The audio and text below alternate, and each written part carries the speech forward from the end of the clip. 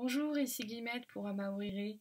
J'accompagne les femmes en conflit avec leur corps à se reconnecter avec elles-mêmes.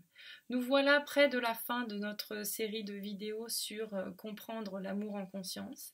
Si vous nous avez suivis, c'est déjà la 17e, avec Anne et Jean-François Descombes qui vont nous expliquer pourquoi faire l'amour, ça s'apprend. En conclusion, faire l'amour, d'après vous, ça s'apprend? Tu l'attendais celle-là. Mais oui, je pense qu'il y a des siècles d'incompréhension du véritable fonctionnement du corps de la femme. Mm. Et pas seulement d'incompréhension, puis d'irrespect sur le fonctionnement du corps de la femme. Et donc c'est vrai que c'est un tel changement de paradigme par rapport à tout ce qu'on a l'habitude, par rapport à tout ce que...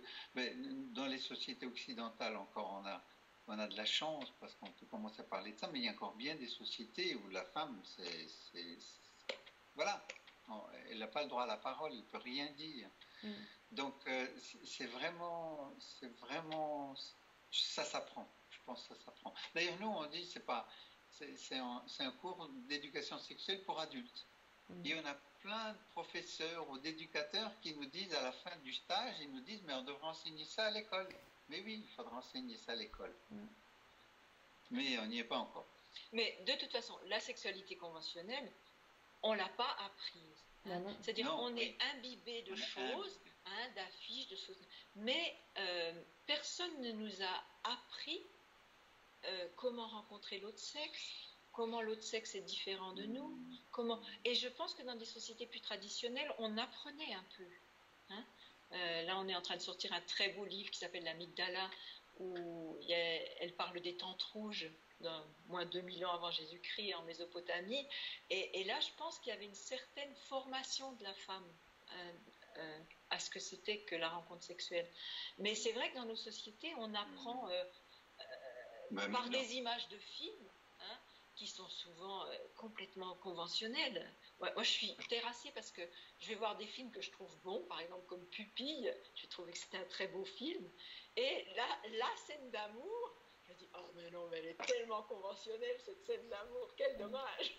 C'est comme si, je me dis, il y a eu tout un progrès qui s'est fait dans justement l'accueil du nouveau-né par rapport à il y a 30 ans en arrière. Hein. On a changé nos croyances, on ne fait plus les choses pareilles, on sait que c'est tellement important se toucher, cette parole, on ne va plus couper le nouveau-né de sa mère si on peut. Et là, je me dis, dans la sexualité, oh là là, Voilà pour cet extrait. Je vous invite à rester à l'écoute pour suivre les prochains. Si vous voulez en savoir plus sur Anne et Jean-François, je vous invite à lire leur livre, Le Slow Sex, S'aimer en pleine conscience aux éditions Marabout.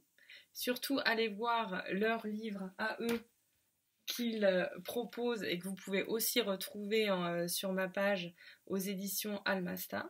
Si vous avez envie de parler de sexualité consciente en groupe, il y a notre groupe Facebook fermé Amaoriri que vous pouvez rejoindre.